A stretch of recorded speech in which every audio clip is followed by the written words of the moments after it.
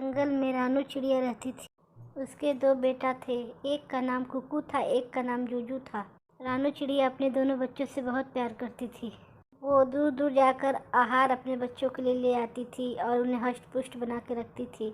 उसी जंगल में बगल के पेड़ पर एक कालू कौवा रहता था। वो बहुत शैतान था।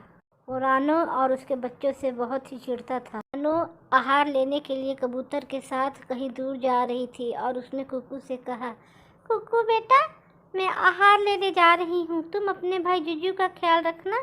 फिर रानू और कबूतर आहार लेने के लिए चले गए।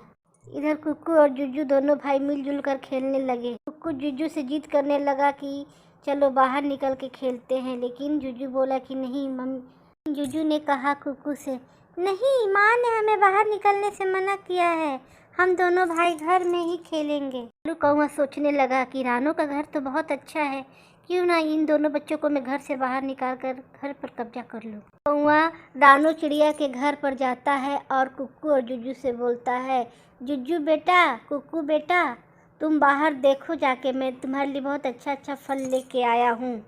कुकू अपने भाई जुजू से बोलता है, जुजू जुजू, अंकल बहुत अच्छे अच्छे फल घर के बाहर ला के रखे हैं, चलो हम दोनों मिलके भाई खाते हैं। से बाहर निकल जाते हैं तो कालू उनके घर में घुस के दरवाज़ा अंदर से बंद कर लेता है।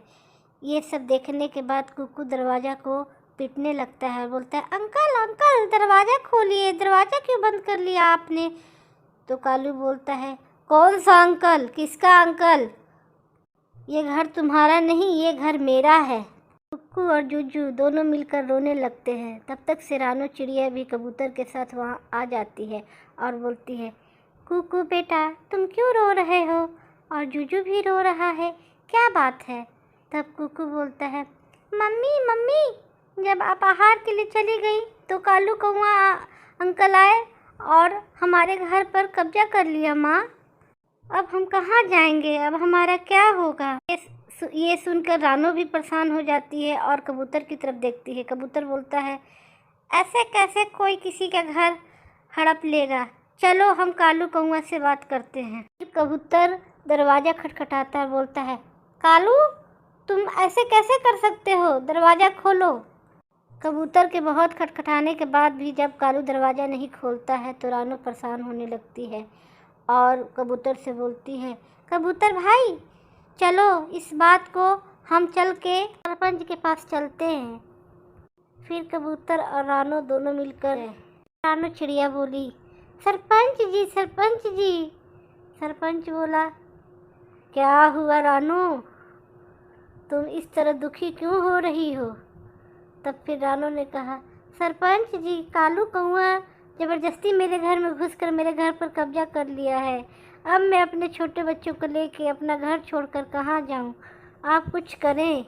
फिर सरपंच रानू के साथ उसके घर पर आता है।